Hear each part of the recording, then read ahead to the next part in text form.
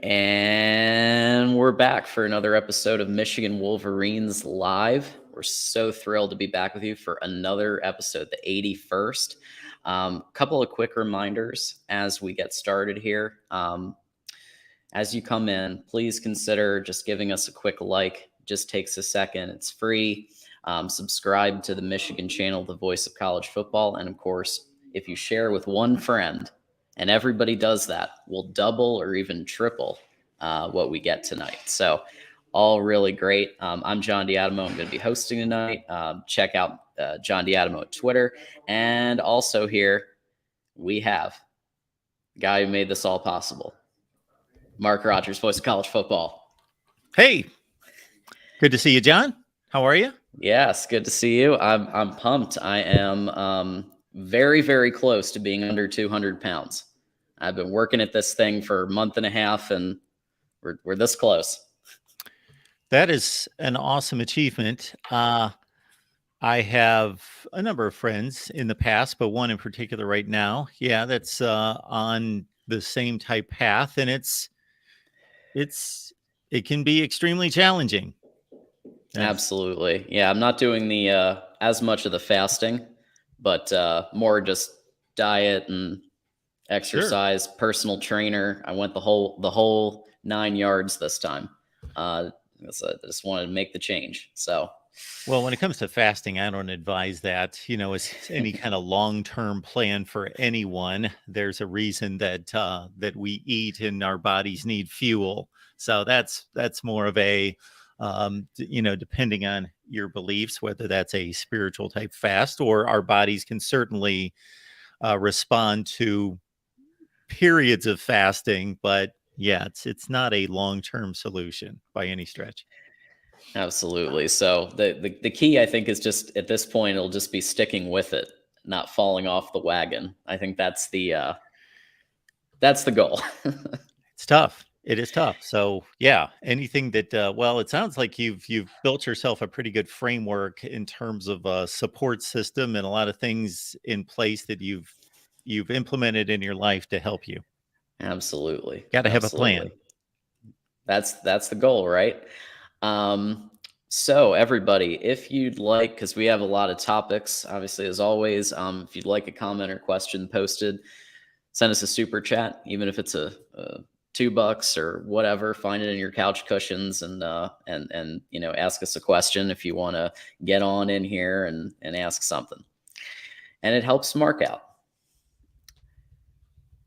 All right, so we got some recruiting topics. I thought to kind of kick the show off, because we've gotten a little kind of some tidbits, recruiting news, including another crystal ball for 4-star edge Brian Robinson, Ohio-based, as we know, and this is a trend. He's obviously already he was battling with the likes of Penn State and Kentucky as the two warmest schools other than Michigan, but it seems like in recent weeks and months, things have kind of been trending to Michigan on this one for 2024. So what I guess one thing I'm kind of curious about, you're obviously very familiar with the Big Ten, Michigan side of things, Ohio State side of things, and I'm curious, just based on your knowledge, commits to that are Ohio based to Ohio State and Michigan. I mean, do we think we'll have a little bit more of an equalizer in the coming years, or are we going to continue to have like a couple and, go from there? I actually worked on a video a couple months ago, just after the season, where I looked at recruiting for Ohio State and Michigan and broke it down in a number of categories. And one of those was the state of origin on the current rosters. And I don't exactly remember those numbers, but if they are coming to mind, Ohio populates Michigan. I went through the Harbaugh era. That's what it was. It was all of Harbaugh's recruits, and then Ohio State's recruiting against Harbaugh 2015 on. And I can't remember if it was a little under 2-1 or over 2-1 in terms of number of Ohio State signees, high school players from the state of Ohio to the Michigan roster versus the number of Michigan high school players signed by Ohio State. So this has always been, a source of. Now, the next step would, of course, be to look at the value of those players. Are we talking about the high end players? Are we talking about the mid range, or what is the value of those players? So that would be part of it. But any Michigan or Ohio State fan can certainly point to the past and the number of high-end legendary Michigan players that came from Ohio. Charles Woodson comes to mind. Elvis Gerbach, Desmond Howard are three of the first players that I think of. Absolutely, yeah, and it's definitely something where I think we'll have to see, because there's also the factor of, is Jim Knowles, like, is he going to pull in a 5-star edge or a higher, because that's also a factor in these sometimes, is if they've already got their person, and same with Penn State, same with Kentucky, there's a reason that those went cool, right? So they were warm possibilities alongside Michigan. There's a reason why Michigan's been crystal balled. And we saw this with some of the other players we've been talking about. So it could be that they found somebody already that kind of fits that bill. They know who they want on their board, and they're going for it. So that could also be a factor too. Let's see. Oh, this is a good question, actually. I'm okay with this one. Yeah. Do you think that Michigan will go after any more transfers after spring ball, QB or CB? Well, I mean, transfer portal is something that Michigan has done a lot better at in the last year, I'd say. They were at various points #1 ranked in terms of transfer portals. So do I think they'll try for another quarterback? I mean, we already got Jack Tuttle from Indiana, so that's already a transfer that's going to be one of the top. So possibly there's no harm in adding depth, right? Cornerback, obviously we've got some really strong cornerbacks, it's looking like, but yeah, it's always possible. And those are two, especially cornerback. The secondary has been an area of weakness.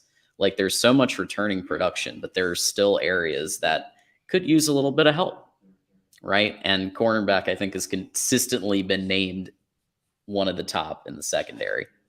So it's possible, Corey.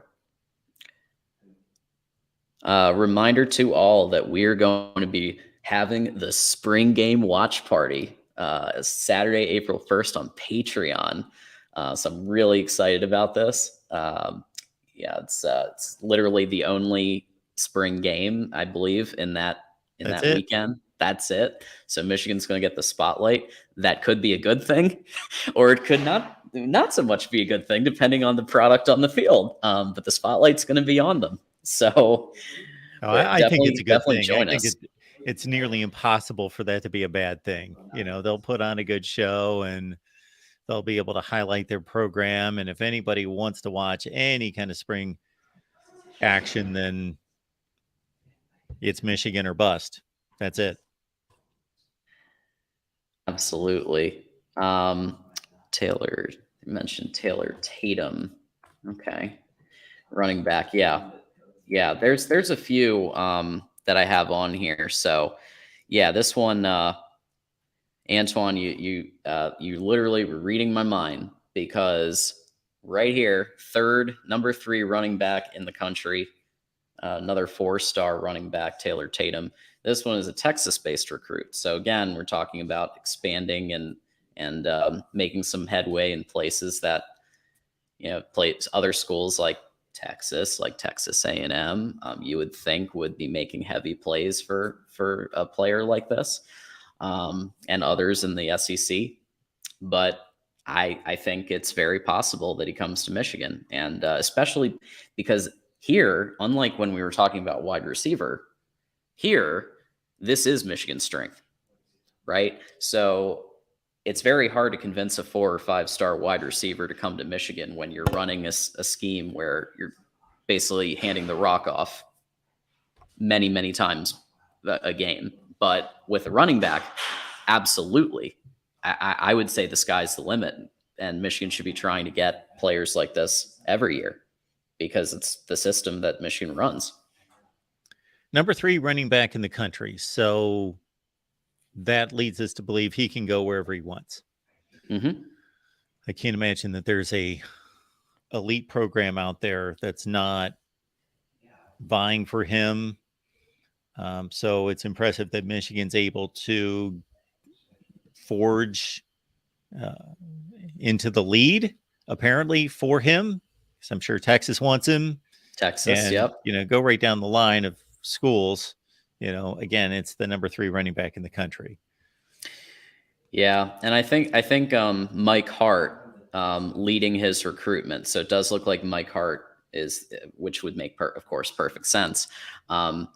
He can speak to not only his experience as a running backs coach, he can speak to his experience as a running back, as a player for the school when he's having these conversations. And I think that might give Michigan a little bit of a leg up. But yes, geography is also a factor. You've got to look at that. It's the same reason why, even though people are really seeming to think that Jaden Davis might be coming to Michigan, it's something that's given me some pause when there's schools like UNC out there, when there's schools like Clemson out there, and literally all he would have to do is go on a car ride to see his family instead of a plane. And that these things, when you're kind of thinking about the psyche of a player, these things can make the difference. Yeah. Each player is different in terms of priority list and what's going to move them. But I think the checklist is pretty consistent. They want to win. They want to be developed into an NFL player. And they want to be able to believe that their position coach and their head coach have their back and can be trusted, and that there's good rapport there, and that they've built up a good relationship. And then in addition to that, whatever NIL incentive there could be, again, that's a factor, but again, it's a larger or lesser factor depending on the player. Right.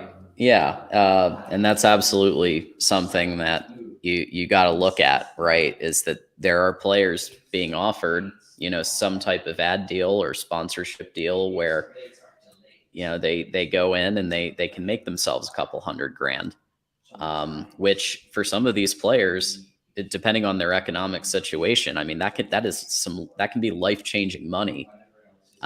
So it's something to look at for sure. I did want to mention, we've talked a lot about this guy, so I'm going to keep it really, really brief. We do know for a fact now, Jaden Davis is coming to Ann Arbor this Saturday through Sunday. It's an unofficial visit, but you have to think there's going to be a lot of in-person conversations with Kirk Campbell. I think that was kind of one of the missing pieces for him when he was interviewed, that he wanted to have that in-person discussion, and hopefully this does it, along with the conversations I'm sure he's having with JJ, because they're also good friends. So I'm sure he's working as hard as he can as well. No, we've had the conversation on here concerning JJ McCarthy's development and his success at Michigan, and how important that is for obvious reasons. Mm-hmm. He's the starting quarterback at Michigan, but beyond that, in terms of the impact that could have on future quarterback prospects looking at Michigan, because there hasn't been for quite a while a truly successful Michigan quarterback who's moved on to the NFL. I guess it would be the guy that we most recently talked about a few weeks ago, who finally hung him up after 15 years in the NFL. Chad Henne, yes, would be the last Michigan quarterback who really made any kind of career in the NFL. Right. Yeah, I remember Rudock had like a clipboard holding type career for a year or two. He was holding a clipboard for the Lions, I believe. But it's rare, and a lot of times you'll see them in places like the XFL and the Canadian Football League. Yes, Shea And Patterson. yeah, Shea Patterson. He'll always have number one in the draft for the USFL. So that'll always be, that'll always be something he can look back on with fondness. Hey, guess what? For those of you who have been living under a rock, we have our merch site. And so check out the link in the description. Get yourself Voice of College Football merch, including coffee mugs, shirts. Apparently, Mike G got his hoodie and he really liked it. So there's got some real people testimonials saying they like the stuff. I love it. Love to hear that because we worked at this in regards to trying to find value and quality merchandise at a affordable price. So we're getting good early returns on that. So I'm pleased with that. Absolutely. And one quick note on Tatum, just because I worked so hard to find his statistics in high school, ran for just under 1,900 yards, 1,891, 33 touchdowns this last year, 12 catches, 3 touchdowns receiving. And Okay. so he scored 36 touchdowns total this past season at his Texas high school, which would be, let's see, he's from Longview, Texas. There you go. What's interesting, what I thought was really interesting about what you just said there was the receiving touchdowns. And when you're thinking about players to replace Donovan Edwards, who is inevitably going to be going to the pros pretty soon, one of his big strengths is receiving, right? In addition to being traditional handoff type running back. So I think that would be such a huge pickup if Michigan can pull this off. That was definitely a cool. Thanks for pulling those. Reminder that we do have the Big Ten live show Mondays at 6. We've been having a grand old time on this the last couple of weeks. Mark at 6, and then I come on for the closing shift. Yeah, but it's been a good time. Been a good time. A lot of good topics, and we should just be ramping up because the more and more that the spring wears on, the more information and we will get out of the various camps. And of course, as John alluded to with Michigan, the transfer portal will be wide open once we get through spring practice. And my favorite part of Big Ten Live is that it's just you can get a little loose, you can have some fun with it, and not that you can't have fun with it here, but it's a tighter show, right? So you get to hear from schools sometimes you don't get to hear from as much, right? We heard from Nebraska, we heard from Iowa. Those don't always get as much of the spotlight as Michigan, Ohio State, even though Nebraska is a historical power and everything like that. So it's nice to hear from some of the other schools. I'd love to get a Purdue person on the show and chop it up, talk Purdue football and what's going to happen with the new head coach and all of that good stuff. So that's all possible with the Big Ten live show. Yes, I am trying. I have certainly reached out to all of our media folks that have Big Ten connections, so they all know that we're there on Monday night. I think basketball is in the way at this point, but that will loosen up here in a few weeks. Basketball, what's that? I don't know the meaning of the word. Doesn't exist for either one of us. The NIT participation trophy competition. I'm not watching. But those of you in chat can watch and enjoy. Apparently we beat Toledo. So that's great.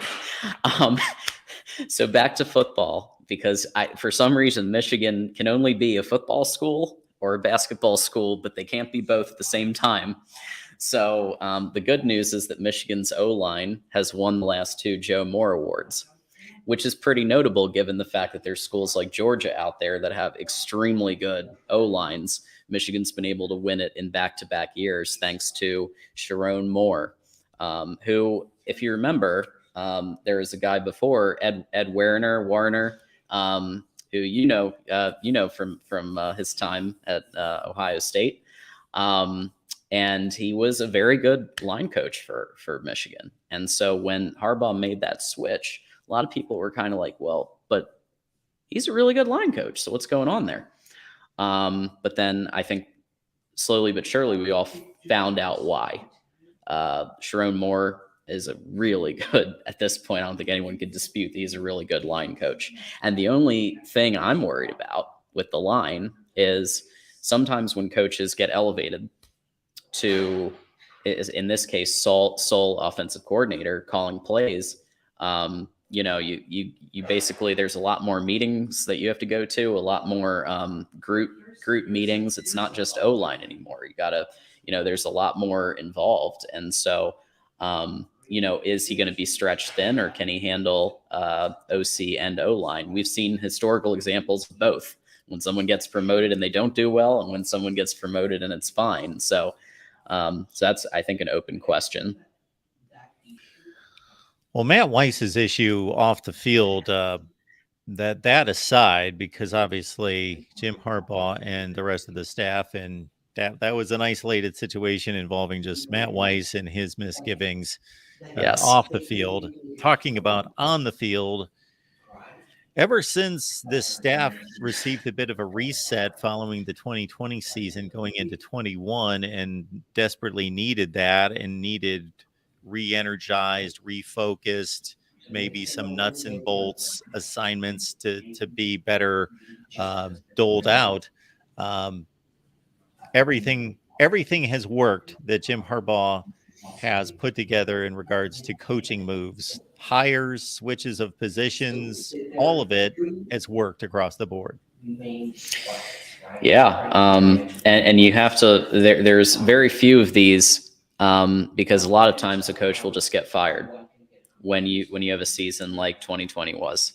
And there were a lot of people, and I even called into the show, Mark, and I said, it's probably time to look at some others and let's talk who's available. And we had that conversation way back 2 years ago.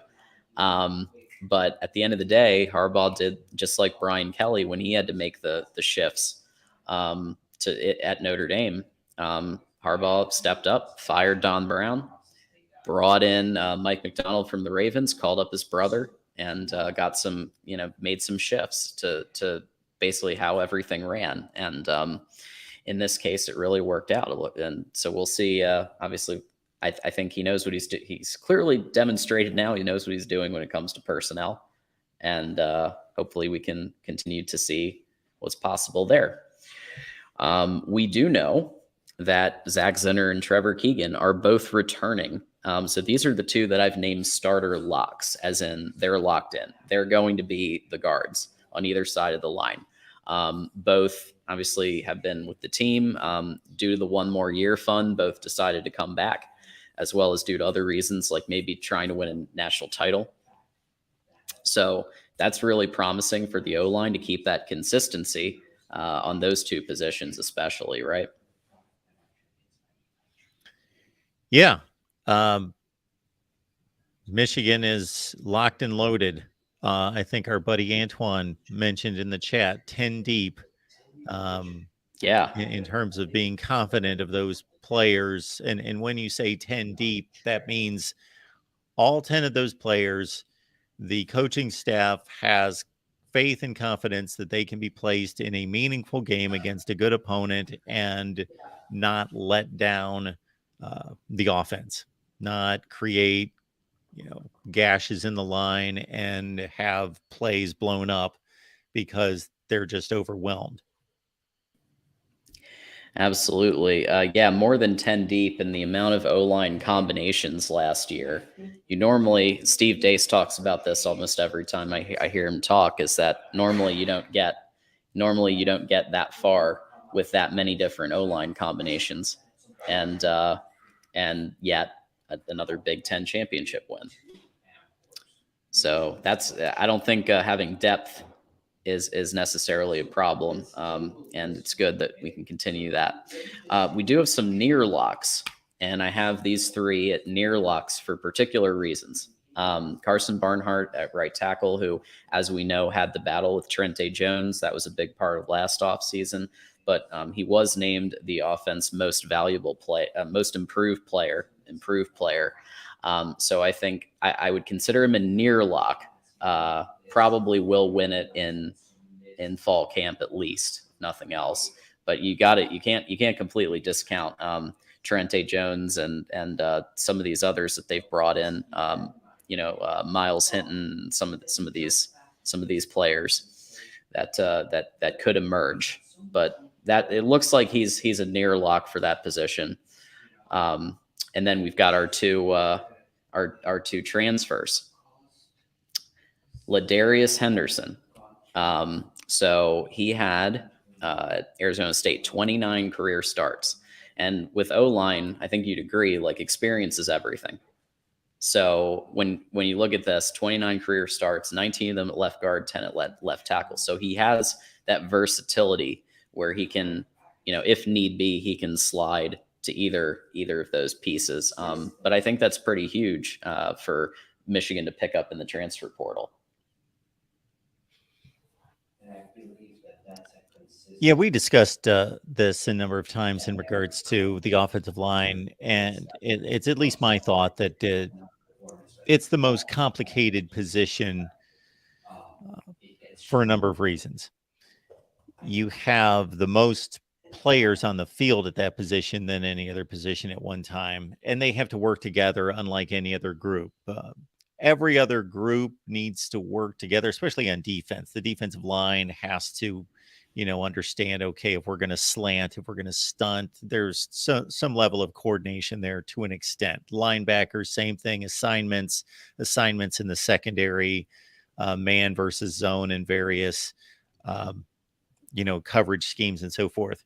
But the offensive line, it's not even close. Just the level of cohesion and cooperation that's needed, because they are basically,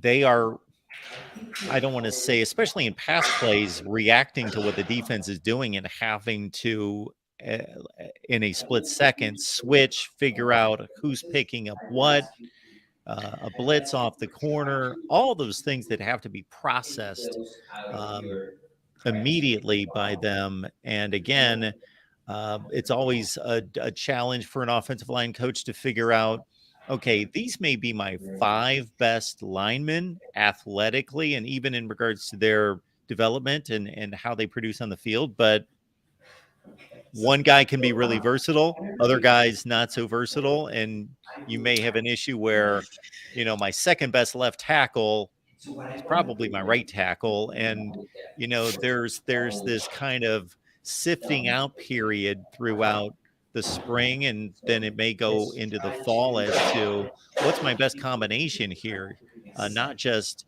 who's my best at each position, but how well do they work together, and how many different combinations do I need to try out before I figure out the best combination, the best 5 in these particular positions, and then also have a plan B, because lo and behold, people get hurt. So what do we do if the center gets hurt, the left tackle gets hurt, et cetera, et cetera, et cetera? It's quite the puzzle to figure out. And there's a reason why QBs in the NFL, like Jared Goff, give his O-line steaks, grills, pizza ovens, and all kinds of other things. And there's a lot of reports of this across because this is the protection of your quarterback.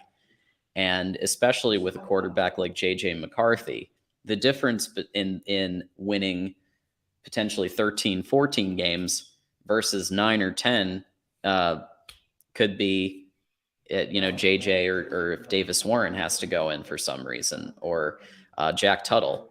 So the O-line is everything when it comes to, especially when you have a 5-star quarterback, as we've seen at pretty much every stop, and full well at Ohio State and some of the other places.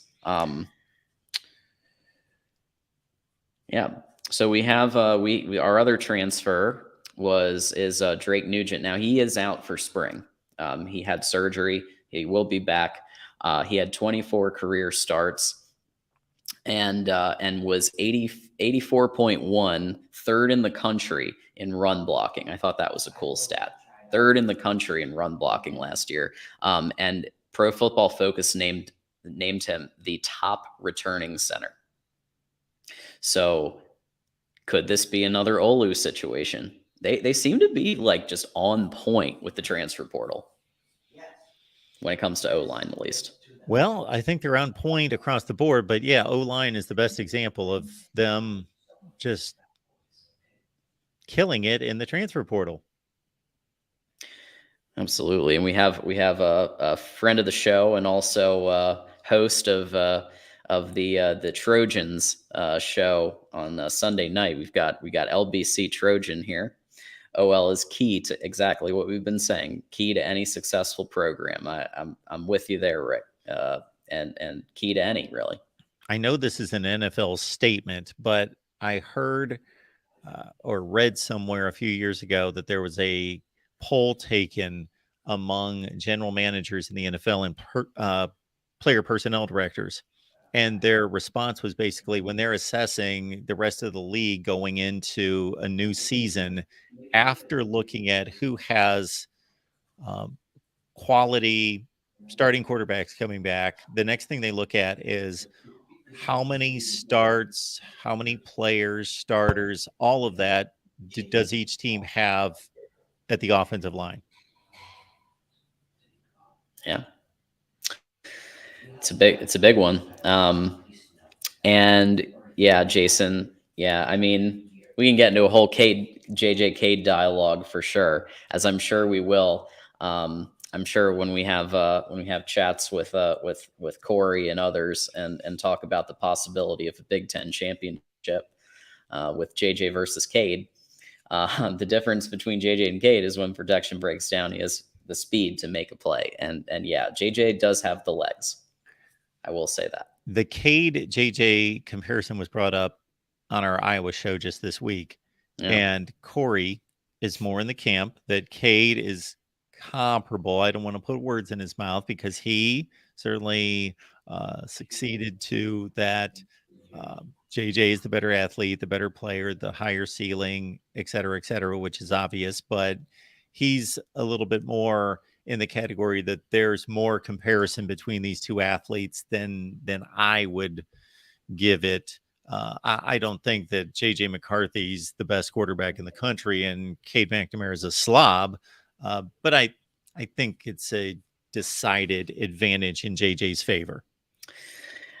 I agree. I mean, and anybody who watched the Hawaii game and just saw what happened when JJ was in and then when Cade was in, I mean, it was like it was. Let me think. It's like if prime Russell Wilson was in the game, and then you had, I don't know, not prime Tim Tebow. Oh, well. You know, like, I mean, it's very, very different. So yeah, that's the difference. But you do have a couple of obviously backups who also could easily take a starting role if necessary throughout the season. Trente Jones, we've talked about a lot. Percy, El Hadi, a lot of these you've heard before because they played meaningful snaps in meaningful games. Center Greg Crippen, who again, Drake Nugent seems to be the lock for starter, but Greg Crippen is very, he's got that experience too. So they're all possible. Gentry, and then Miles Hinton is somebody who's also being talked about. So definitely just watch these spaces because it's very possible you're going to see all these names in a stat sheet like by game 2 or maybe game 3. A lot of rotation. And the people to watch out for. Some of these you've heard in the recruiting, like Afobe, we talked a lot about in the recruiting discussions. Just people to look out for: Tristan Bounds, Ryan Link. Won't go over every single name, but some of these are people you've heard in the news because Michigan just pulled them in. So what we're seeing in spring game, we'll see a lot in the spring game too. I think that's going to be interesting on April 1st at 3 p.m. On Patreon, and we'll be looking at who plays on maize versus blue side, and this is one of the positions I think we'll all be looking at pretty closely because this will be a great opportunity for everybody to get some snaps. Same with wide receiver, same with every position. I'm very curious to see what the recruits can do in spring game. Want to confirm with everyone that even though we'll be on Patreon for the Michigan spring game, we're going to make that link available to everyone. Want to get all of you in there to get a feel for what's going on there. So that link is going to be available to everyone. So whether that's here on the Michigan channel, on the main channel, I will spread that link out on the various channels to make sure everybody has access to it that particular day for the Michigan spring game. I'm impressed with how many players we went deep here. You got 8 just on this banner. You went like 18 deep or something here. Absolutely. Well, I think that if it wasn't if it was a different show and there wasn't as much emphasis, maybe different. But here there's so many players, and many of them could start. So definitely bookmark these guys for maybe 2024. But you could very easily see some of these in maybe fourth quarter play in games like the East Carolina Pirates.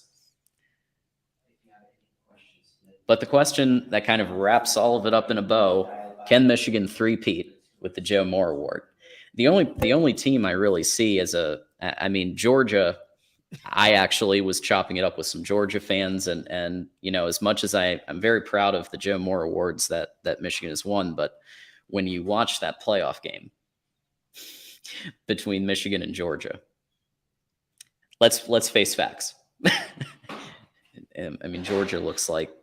Georgia looked like mountains compared to the Michigan players.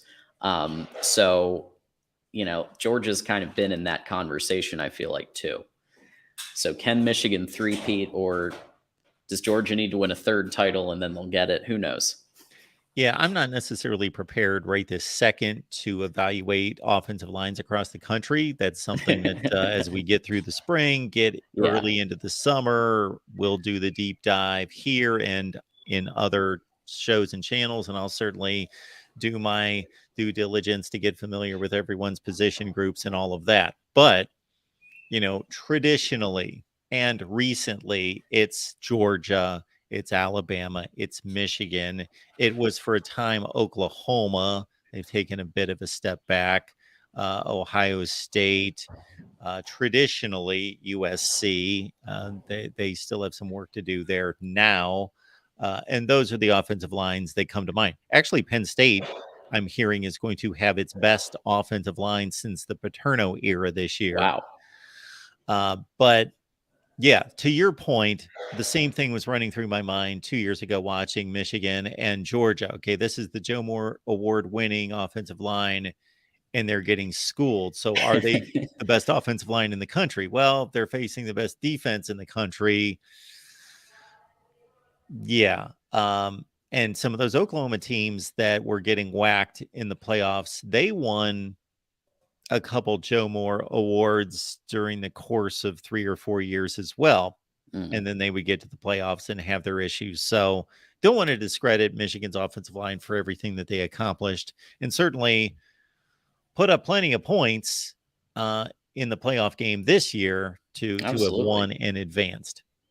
Yeah. And it also depended on the, who they were playing, because I think you, like, when you looked at Ohio State, Penn State, and those matchups, Michigan matched up really well in the O-line. But then when you facing that Georgia line is like basically a sub, like a pseudo NFL team, not fully NFL team, but like a semi at this point is what it feels like they are. So yeah, but in 2022, I do think it was very justified. It was just, with Olu at center, Michigan upgraded, and you saw it on the field. It was even in the toughest games, like you said, TCU, tough game for Michigan, but a lot of points were scored. I did like this comment, Antoine. So we've been talking obviously about O-line, which is very closely connected with quarterback play, and this is something I think is an interesting tidbit, that Kurt Campbell has been working on JJ's technique, and JJ said he loves him, which is interesting. He's been telling Jaden Davis about him and his coaching. He's been working on his timing and anticipation. Yeah, I think I know I've read that JJ has been pushing Campbell as well as Sharon Moore for more complex, deep passing routes, because that's something, number one, if the run game breaks down, which it did against Illinois, which it did in the first half against Ohio State, you've got to have a bit more of a complex, deep passing route system than, hey, go this way, and we're just gonna improv, Patrick Mahomes style. JJ's good at doing that, to be fair, but ideally you have a lot more drawn up. And I think with the spring reps that JJ's going to have, that he did not have last spring because he was injured, and the fall camp reps because he's going to get all the reps with the ones, whereas obviously Cade and JJ were competing last year. So JJ's going to get a ton more reps.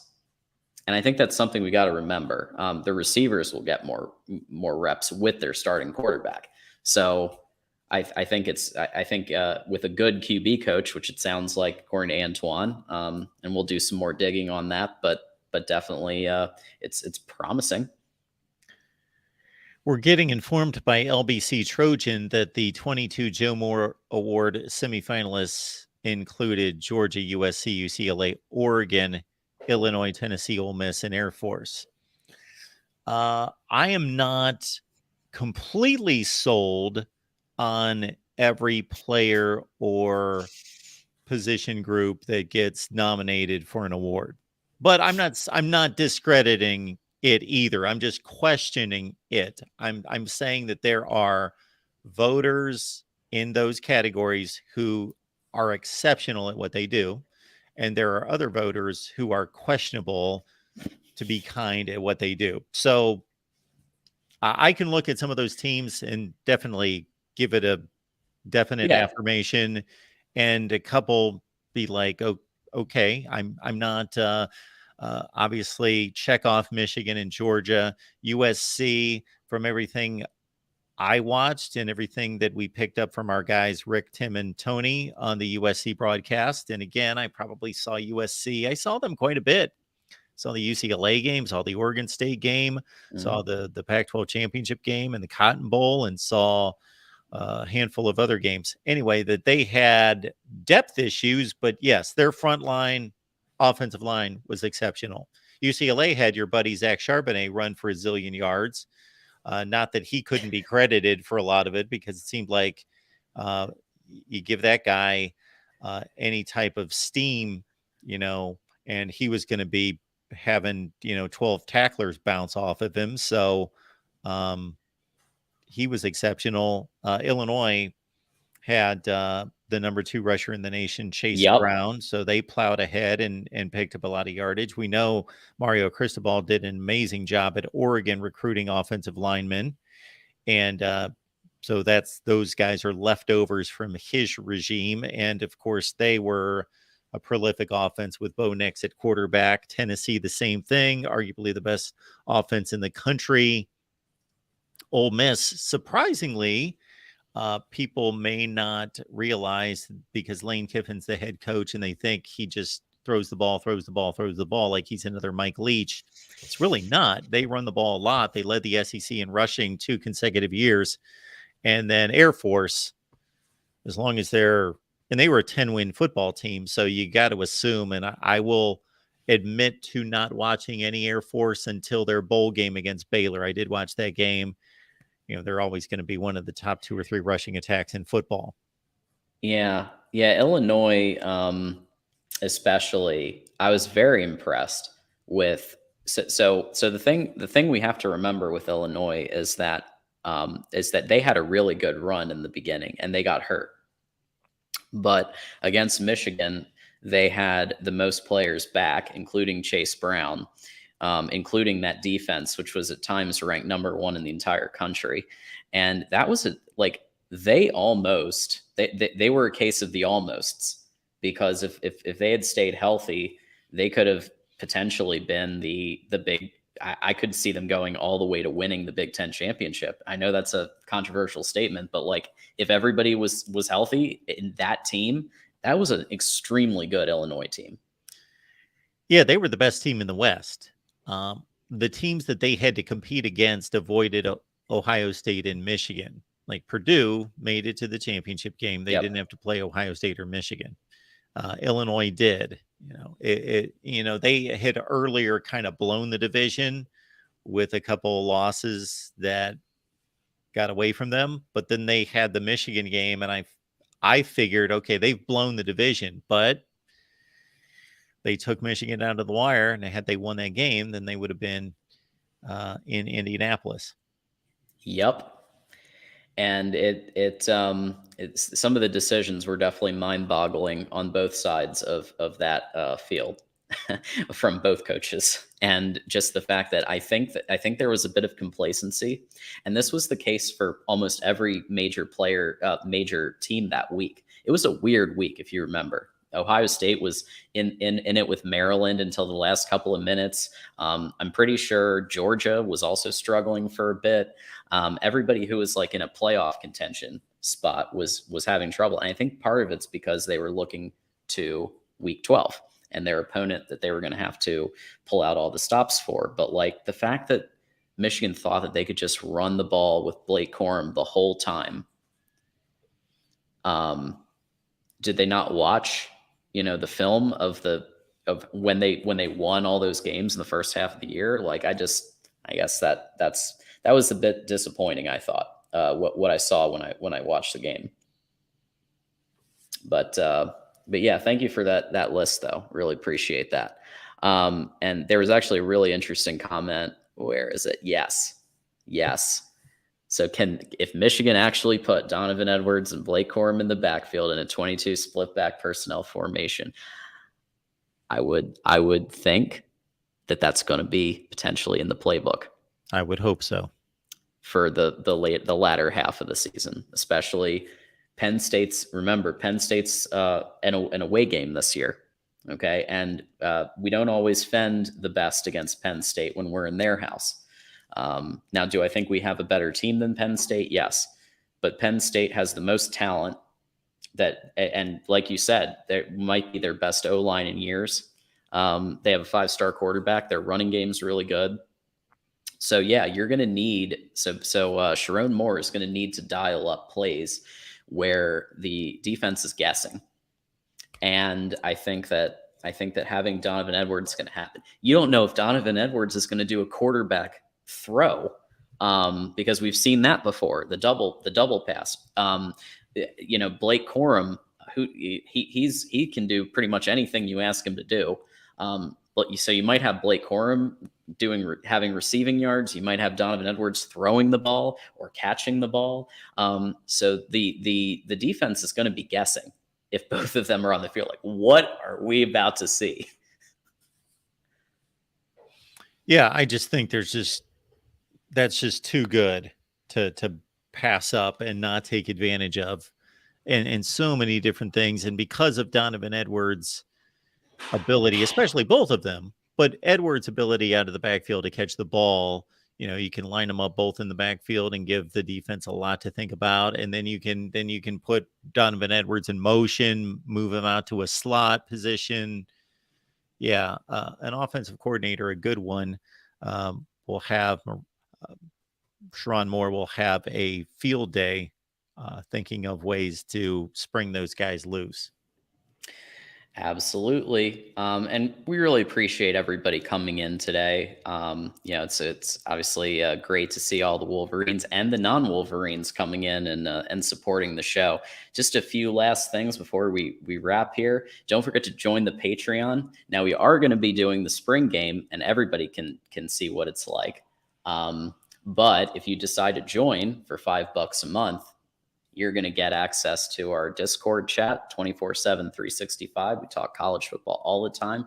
We do hangouts. we'll do watch parties.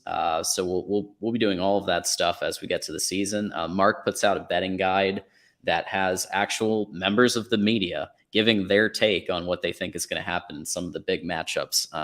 I think we don't, the betting guide we forget about, but it's such a cool aspect of a $5 a month Patreon membership that is just you can get a lot for what it is. Yeah, how much money was left off the table, and I don't want to encourage anyone to put money on games. That's up to you, of course. We want people to be responsible, but our guy Steve Merrill from Wager Talk, he was 13-1. So we get one exclusive pick from him a week, where he doesn't release it anywhere else. You only get it on Patreon. Last year, against the spread, he was 13-1 against the spread. There you go. So you might get some help there. It's worth checking it out at least. Don't forget, when you shop Amazon, we're most of us are guilty of it at various points. There's a link in the description of every video that you can go on. It's the same shopping experience, but you can check that out, and it helps the channel, gets us a couple extra bucks here and there, and helps support things. And really, it's like practically no effort if you're already going on there anyway. That's it. And finally, I know you like this part. Everybody in chat, what are you doing to beat Ohio State today? I have a recommendation. Subscribe to the Michigan Football, the Voice of College Football channel. I'm all for that one. That's the one. Yep, we're about 1,000 behind right now. So anybody who can tell a friend to hop on there, I actually have a link in the description that is a direct link straight to subscribe. So don't even literally just hit that link and then subscribe and you're done. So it's just a nice way to do that. But yeah, just everybody tell a friend, and let's bring up keep getting some subscribers in here. And that's about it. Don't forget to check out. We have in a couple minutes, we're going to have Florida State Live. Is that right, Mark? That is the one. Florida State Live on the Florida State channel. It's always a good time. A lot of great inside information from guys like Chris Frazier, who joins us from Spear Addicts, Logan Robinson from Knoll Game Day. So these guys, bam, they're at spring practice every day. They have a ton of insider information. James Coleman, former Florida State football player, and he's heavily involved in NFL and college football analysis for various media outlets. So there you go. I've got the link right in there. So if you want to continue the Voice of College Football must-see TV block, all you have to do, hit that link and go in there, have a good time, and the fun just keeps going. So thanks for being here, Mark, and thanks for everybody showing up, and go Blue. Bye, everybody.